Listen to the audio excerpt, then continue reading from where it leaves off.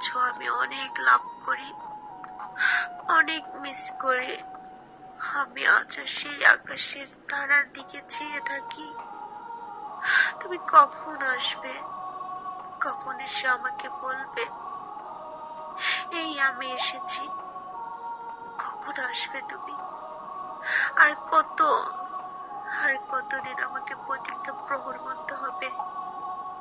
তুমি কি বলতে পারো কেন তোমার জন্য আমার এত কষ্ট হয়? কেন তোমার জন্য আমার এত